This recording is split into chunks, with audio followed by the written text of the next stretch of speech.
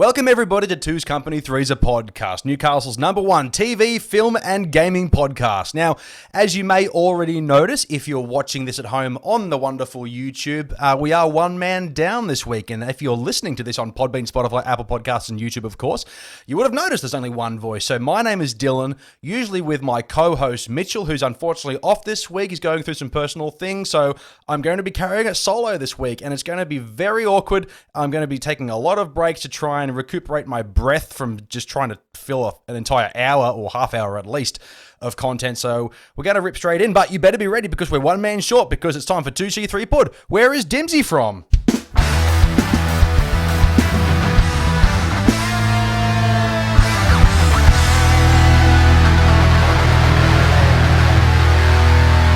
And if you're also used to listening to this on a regular basis, going week to week with 2C3 Pod, we've been recently doing some trivia, movie trivia, where I got a little pack of cards for Christmas and each card has a trivia question on it based on something from a movie. Now, we usually ask each other the question and we've been tallying this up, but since it's just me today, I'm going to be asking the audience the question and I'm going to be revealing the answer at the very end. So stick around to the very end of the podcast and you'll be able to find out. Anyway, if you do know the answer though, leave a comment down below if you're on YouTube or leave it on Facebook, Instagram, whatever. I don't care, just see if you get it.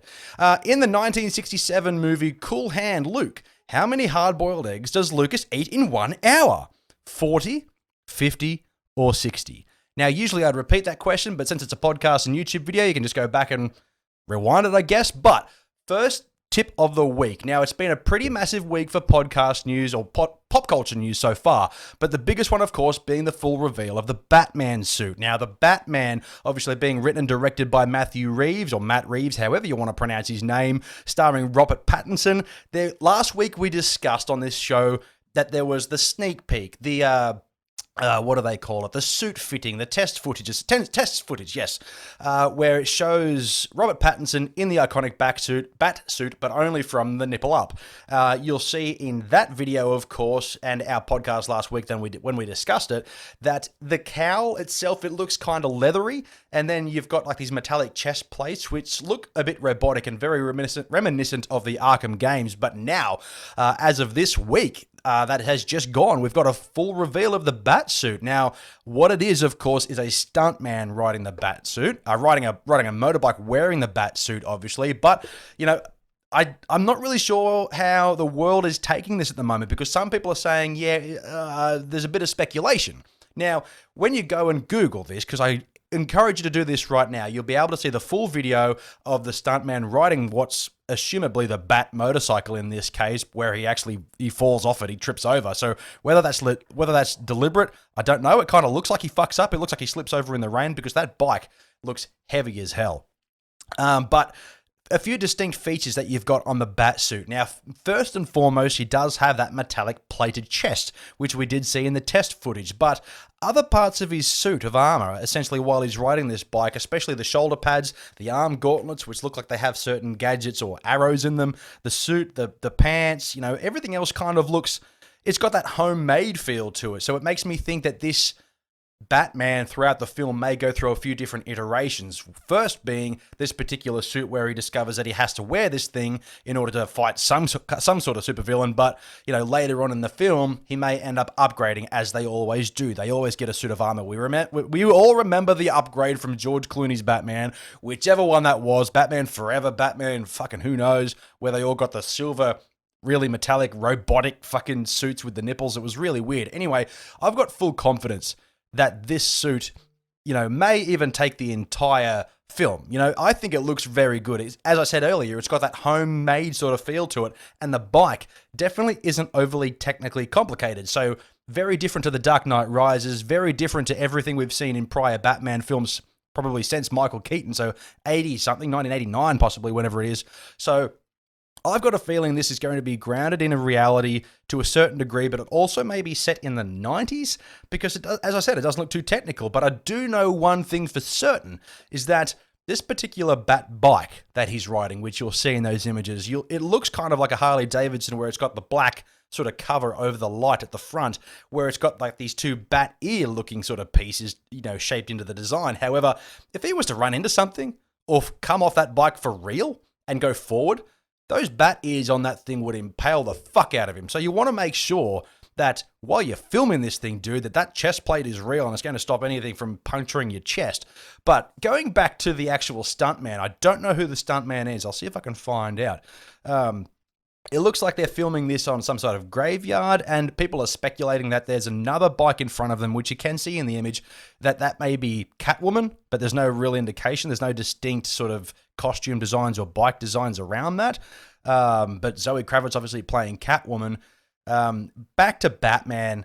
Now, obviously, Robert Pattinson, people were very skeptical about him being Batman when it was first announced he was going to be this character. And I, for one, and my co-host Mitch have always been on top of this. We've always said that Robert Pattinson will make an amazing Batman.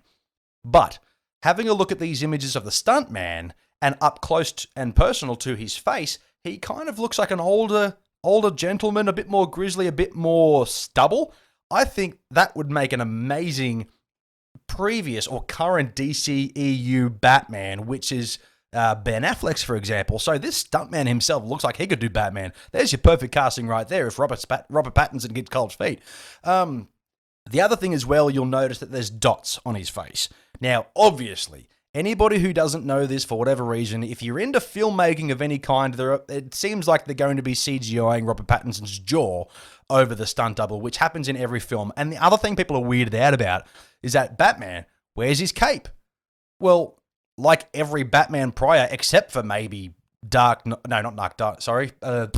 Keaton's Batman, is that, Val Kilmer's, George Clooney's. Back in the 90s, they did it right, but now, because capes are so fucking dangerous, especially when filming, riding bikes, all this sort of thing, all the capes are CGI. Unless they're in standing shots where you can have a cape and it's not dangerous, they'll have a real cape. But in this case, because it looks like when you look up close and look at his shoulders, he has the straps where the cape is usually sort of implemented to the suit. However, capes are always CGI'd in. Have you ever watched the special features of Suicide Squad where Ben Affleck's Batman jumps on the Joker's car when they're doing that scene? Best scene in the whole film, hands down. In the film, he's got this big flailing cape. It looks amazing, which it should. However, special features, no cape. So, reason being, for once, if you look at this image I have on the screen now, I went and rode a motorbike in a Superman costume one day for what we call here in Newcastle the toy run, where a whole bunch of people on a whole bunch of bikes dress up like whatever they want, and it's all about raising money and toys for, needy children, essentially. Not needy children, but less fortunate children. I rode that bike over a bridge with 1,000 other bikes around me wearing a Superman costume with, I thought would be cool if I let the cape flail a bit, while I'm riding. It would feel really cool. It would look really cool. What everybody said would happen did happen. That fucking cape got caught in my tire. And luckily enough, it was held on by a bit of Velcro. Because if it was held on by bobby pins or anything else, I would have been ripped straight off the bike. And I was going about 80 Ks. Maybe not 80 kilometers an hour, which is, I don't know how many miles per hour in America and every other part of the universe. But, I definitely get and I definitely understand why they CGI these capes, especially when they're doing those kind of stunts, because having capes while operating machinery is not recommended. If you've ever seen The Incredibles 1, no capes. And there's a good reason for it, and they explain that reason very well in that movie. But back to Batman, I think it looks really cool. I know that most of the internet is kind of going, I'm not really sure, it looks a bit kind of weird, but I think it'll be fine. And just like RoboCop 2014, like they can change a whole bunch of things in post-production. They may be wearing a suit that looks a particular style, looks a particular sort of angle. They'll change the whole fucking thing if they really need to. They'll, like Shazam, for example, they changed his boots entirely. Throughout filming, he had different colored boots, but then in the final edit, in the final movie that you all saw, amazing by the way, whether it's still connected to this, I have no idea, most likely not, but, CGI is wonders these days, and yes, kind of is cheating a little bit, but hey, Hollywood will do what Hollywood does and they'll fix it all. And I think that this film, just going from what we've seen so far, which isn't much, but, from the costume test with Robert Pattinson, with this stuntman riding the full suit and the bike, I honestly think it looks kind of cool. But my speculation is that it may be set sort of in the 90s, because I wouldn't expect a modern 2020 to 2030 Batman to be dressed like this or to have a motorbike like that, because modern technology now is gone further than what this looks. But yeah, very, very interesting. But that's it for the Batman news, I suppose. As I said, I'm going to be trying to cover as much as I can in this episode, but it is by myself, and I've basically included the stories that I personally look forward to. Now, the other one, which has got everybody a little bit up in arms, but I don't see why. It doesn't really make any difference to anybody's lives whatsoever. Is my computer still making noise? Give me 1 second. Oh, Robert Pattinson's talking in an ad. So the Bob Iger, who we all know as Disney's CEO, the head of Disney, Disney. So Disneyland, TVs, movies, toys, all of that. He's stepping down as CEO. Now, he did release a statement, which I'll get to in a moment, but Bob Iger is being replaced by Bob Chapek, who will be the new CEO as Bob Iger moves to executive chairman, where it appears he'll be moving into more involved with the company's creative endeavors, which means I'm not really sure, because assumingly Disney, as an amalgamation of creative endeavors from its movies, TV shows, games, theme parks, it's safe to assume that Disney is in good hands as long as the CEO's first name is Bob. Let's get to that. But looking at the statement, let's have a look to see, because now there's an official article on Disney's website. Go www.thewaltdisneycompany.com/Bob Chapek, blah, blah, blah, blah, blah. Looks like Bob Chapek has been with the company for 27 years.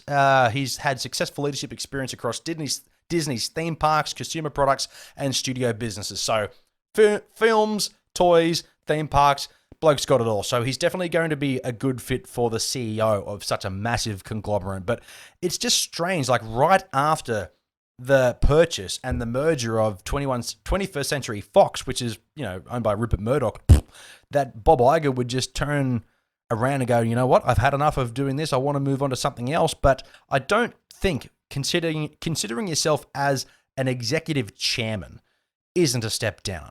Obviously he's not the CEO. He's not the big balls, not the big dick swinger of Disney. But, I think everything will be in safe hands. Disney is on a fucking roll at the moment with their Disney Plus streaming services. All of their theme parks still functioning very well. No deaths that I've heard of, obviously. And the Disney property is just crushing it. Star Wars, Marvel, fucking all of those things are going really well. So, why this has made the news, it's not a massive one. I think it's just because people are now more aware of the CEO and the fact that he no longer will be, but we'll see whether he, continues the reign of being the face of Disney, or whether this other Bob dude will be. But speaking of movies, while we're still on the subject, something very interesting that happened earlier this week in video game movie news. Now, obviously, we've had a recent video game movie come out called Sonic the Hedgehog. Very good.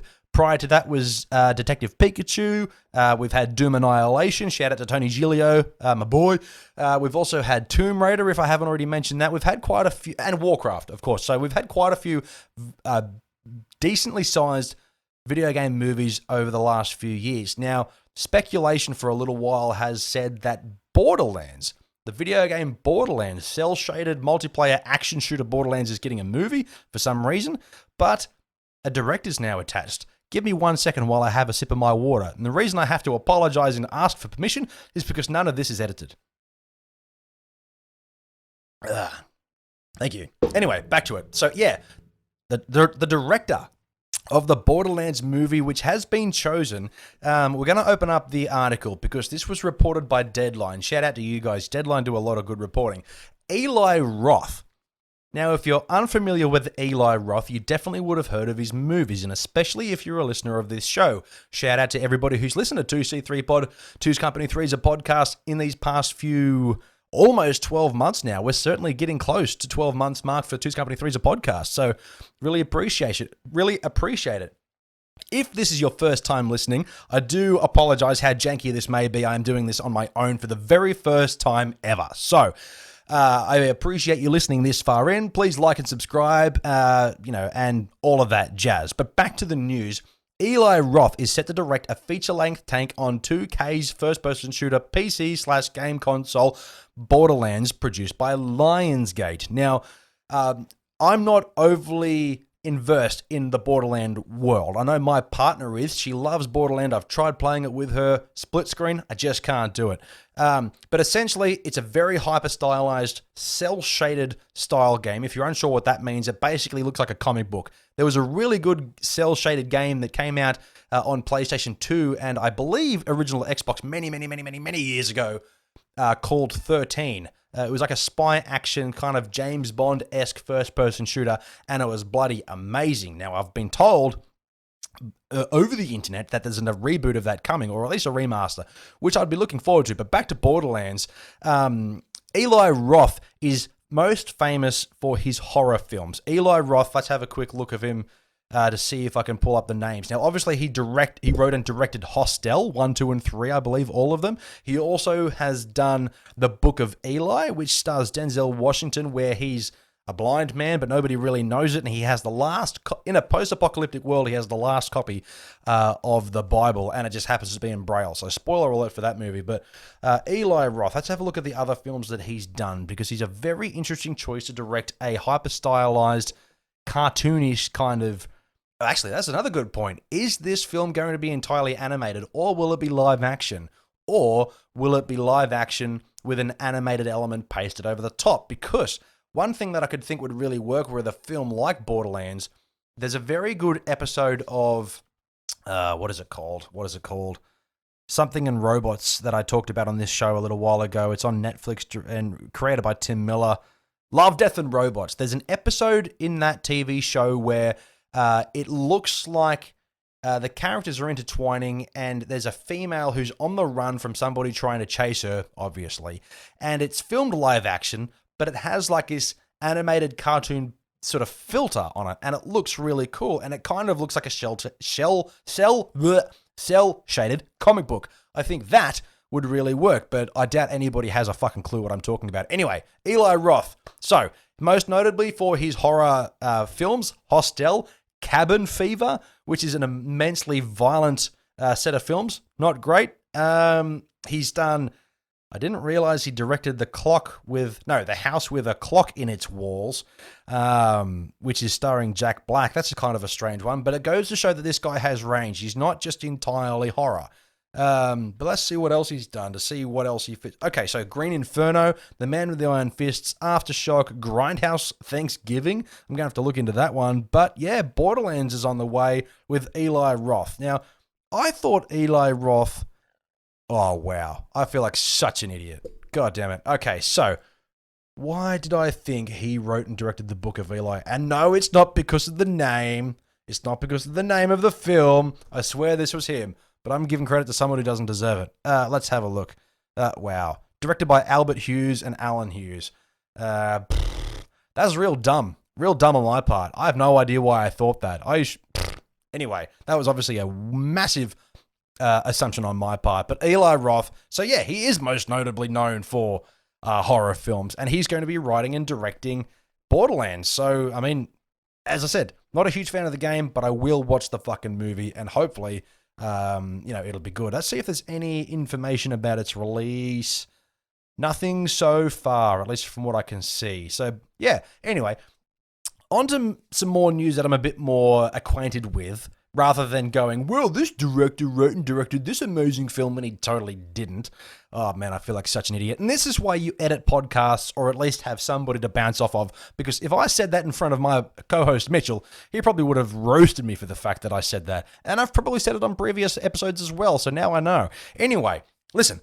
Moving on to some gaming topics. Now, I've got two interesting gaming topics this week. Nothing new, nothing you haven't heard of the show before. And because I'm the only one here today, I'm going to talk about what I want to talk about. We're going back to Resident Evil 3 and Doom Eternal. Now, Resident Evil 3, just around the fucking corner, there's been an influx of new screenshots from the gameplay showing off a wide array of monsters and locations.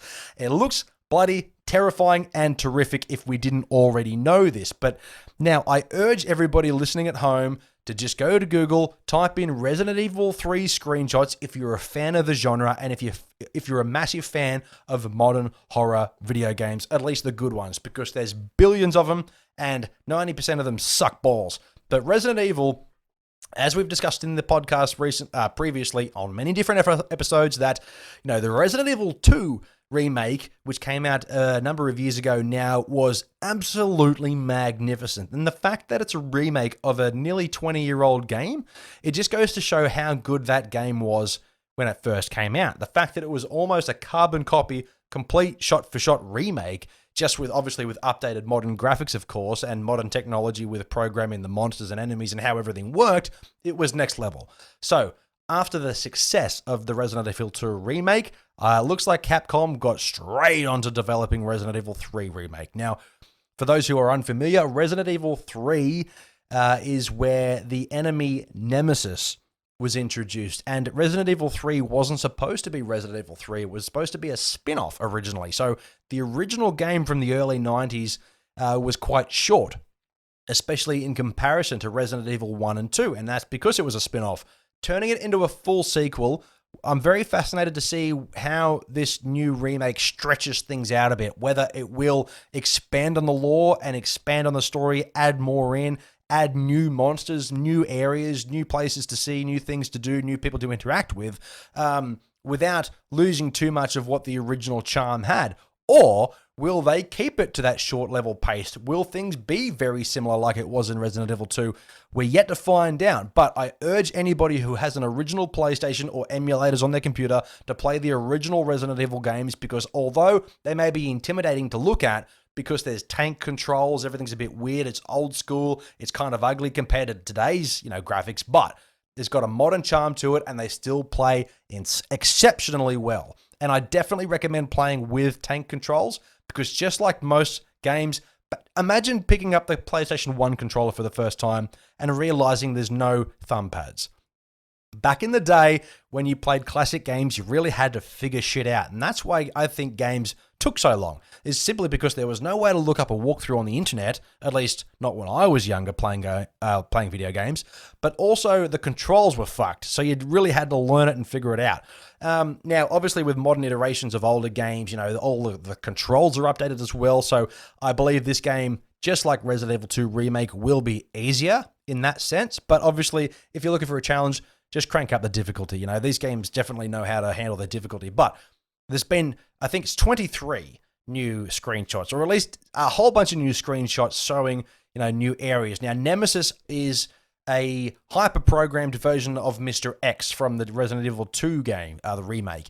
And he has new abilities. He actually runs at you rather than just sort of slowly pacing himself. Now, Resident Evil 2 was set mainly within a cop station, within a few sort of set areas, but Resident Evil 3 takes the story to the streets. So, speculation shows, and what Capcom has confirmed, is that Nemesis will hunt you throughout the entire game. He will be menacing and difficult and terrifying. He's got an array of different attacks. He obviously will just bludgeon you to death if he gets close enough. He also jumps over you if he's chasing you and he's behind you. He also eventually does get his flamethrower, and I'm assuming at some point he'll come across a minigun and or rocket launcher. Actually, the rocket launcher has already been proven. There's been screenshots of the rocket launcher. But whether we get the minigun, which Nemesis is synonymous for, I nearly fucked that up. But in the movie Resident Evil 2 Apocalypse, you'll see Nemesis there. I mean, those movies aren't great, but I won't go into why I hate them so much, because, they are a guilty pleasure, but they do suck. But that Nemesis in Resident Evil 2 movie was bloody awesome. And that costume was bloody awesome. But looking at the screenshots, now, obviously you have Nemesis there. You're playing as Jill Valentine. I'm going to confirm that before I fuck that up, aren't I? Because trying to think of these things off the top of my head, is quite difficult. So give me 1 second. It is Jill Valentine, isn't it? Yes, of course. I'm glad I got that right. But I do want to double, triple, quadruple check myself. Okay, so one of the screenshots from the Resident Evil 3 remake, which has me kind of weirded out, it looks like you're in a cinema. Looks like you're in a sewer. And there's this giant frog/fish monster that just looks like a big pile of slime. And he has big, sharp teeth, walking on 2 feet. And Jill Valentine's screenshot is literally her holding a pistol. I don't think that's going to do much, Jill, but I'm looking forward to it. Nemesis is obviously twice the height. You're outside the police station. We may get some Easter eggs and be able to enter previous areas, from Resident Evil 2, which would be very cool. What else we got that's new here? A lot of these screenshots, there's like a underground kind of cricket looking thing that's obviously 3,000 times the size. I don't recognize most of these enemies. Obviously, you've got the zombies, which is back, which I think Resident Evil really should hone in on, is the quality of the zombies, because Resident Evil 2 zombies were just next level good. They were creepy. They didn't always die with the same amount of shots. You really had to put them in their place, pump them in the leg a few times. Oh, that big blob monster is really creepy. I'm not really sure what to think of this Resident Evil Project Resistance, though. I know it came out for a lot of people a little while ago on consoles and PC. Resident Evil Resistance, from what I know, I haven't played it personally, but I do want to check it out. I just don't think I have access to it yet. Is a online-only multiplayer where one person plays as the enemy, for example, plays as Mr. X, and you control that person. And the other group of people, which is all online, by the way, play a group of teenagers or young people, essentially, and they have to work together to survive against the nemesis and potentially kill him. All the character designs seem pretty generic. They all have their own sort of power-ups and special abilities, which all games have these days, I guess, and that's just the way things are moving. But yeah, I'm not really sure. I don't think it'll be... I mean, it's probably fine. If it uses the same mechanics and the same kind of gameplay style that Resident Evil 2 and 3 Remake will have, I'm sure it's fine. But if you want to hit me up on that Xbox Live, it's Doom Addict 93. Just head to the links below. It's all there. If somebody's playing Resident Evil Project Resistance right now and we can have a game, I'm certainly excited to give it a go, but I haven't tried it just yet. Anyway, yeah, so Resident Evil 3, it's around the corner. It's being released 3rd of April, so we're not far off. As of this recording, 27th of February, so we're a little while away just yet, but not too far. I'm sort of keeping clear of a lot of spoilers, except for those screenshots, of course. I don't want to see gameplay or story elements. I know enough from playing it, the original version, but it's been a very long time. I do have it on PS1, and I do want to play it again before this new game comes out. Whether I'll have time, I'm not really sure. But, don't be looking for streams or anything, because that ain't me, baby. But the other bit of video game news I do want to bring up while we're here and while I've got complete control over today's episode is Doom Eternal. Now, all of the Doom fans listening, if there are any, hello, welcome, how are you? How you going? Leave me a comment down below. But now that's even closer to release date. Doom Eternal comes out the 20th of March, so less than a month away, and I am excited as balls for it. But Bethesda and, their publishing company or their advertising essentially for Doom Eternal has recently shit the bed pretty fucking hard. So the trailer is fine. What they show doesn't spoil too much, and it's pretty much everything we've seen so far leading up to this point, but it's the choice of music. Now, Doom 2016 and Eternal is synonymous with its obliterating Mick Gordon metal as fuck soundtrack, so my guess is that the TV spot decided to include a modern rap music is simply to appeal to a wider audience, just like Mortal Kombat 11 did in its trailer. And Mortal Kombat, which is another video game, hyper-violent video game, which is normally associated with people who like metal. And that's fine. If you don't like metal but like Mortal Kombat and like Doom, totally fine. But anybody who's played any Doom game, you're all familiar with the fact that this franchise is built on heavy metal. It's influenced by the industry. It's influenced by the music, always has been. For a 30-second or like a less than 1 minute TV spot to have some kind of fucking rap song behind it, it was super weird. But let's have a look. Let's see if we can find the rap song. All right, so it's called Rebel Renegade. I don't know who it's by, but it was just a really, really odd choice of song. And even Mick Gordon, the writer of the music himself, Australian fellow, so shout out to Mick Gordon, who's done a lot of video game soundtracks for games like Doom 2016. He's done Wolfenstein, The New Order. I believe he did the other ones as well, but I'm not quite sure, so I'm not going to quote on that. He also did Killer Instinct, the reboot for Killer Instinct, and Prey. So this guy definitely has the chops. And the songs that have been released for Doom Eternal so far that we know of, just as good, if not better, and doubling down on Doom 2016 soundtrack. But he himself posted on Twitter the Animal Crossing TV spot, but he replaced the music, and he said it slaps. It just goes to show how out of place and how aware that the developers and the creators behind these things really are, but the internet is ripping it apart, being this is the dumbest thing. I know the YouTube video has like hundreds or thousands, potentially thousands, most likely thousands of downvotes, because the Doom community, and not even just the Doom community, just the people who are aware of this game are like, we all know this is out of place. There's never been a rap song or a song of any other genre, for that matter, in the Doom franchise so far.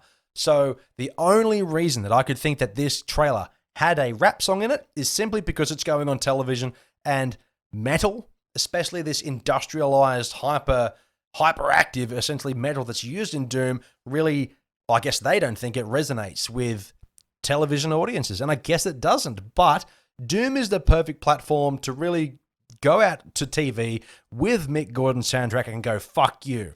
But they shit the bed with that one. So maybe they may change things. I don't know. But I'm sure you're sick of me talking about Doom right now. But one more thing before we get on to 2C3 Pod DTCR this week is that the other thing which has got me very happy regarding video game communities is the fact that Doom Eternal for March 20th also shares a release date for a few other games as well, but the most notable one being a video game called Animal Crossing.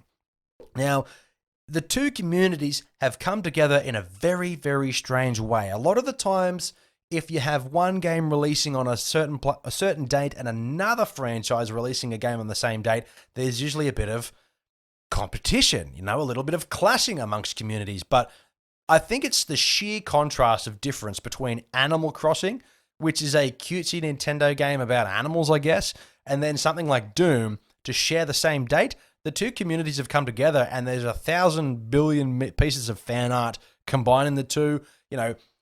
Animal Crossing fans are going, what's this Doom business? Let's get on it. And they're actually liking what they see. And vice versa. A lot of people in the Doom community are now getting onto Animal Crossing. So it's essentially done itself a favor for both companies, or at least both publishers and creators anyway. id Software have now, broadened their horizons from your usual Doom fans out to Animal Crossing fans, which is cool. I can't really tell you much about Animal Crossing, the game itself, because I haven't played it. All I know is that it's a very G-rated, very family-friendly video game, as where Doom is not. So that's what makes it so interesting, is the fact that so far removed from each other that they come together so bloody well. Anyway, for anyone who's listening, thank you very much for tuning into this far. I'm doing my absolute best. Stick around because we've got a review of a film coming up very shortly. But for those watching on YouTube, it's time for you to click on the next video because our video YouTube review of this is going to be placed on a different video. I'm going to stop rambling. Anyway, thank you very much for watching. See you in the next video. Hey, thanks for checking out that video of Two's Company, Three's a Podcast. We really appreciate it. Wasn't it really something? Why don't you drop a comment down below while you're still here on what you thought about that video. And once you're done, go check out the next video. Feel free to hit subscribe as well. I think it'll be a really good investment for your future.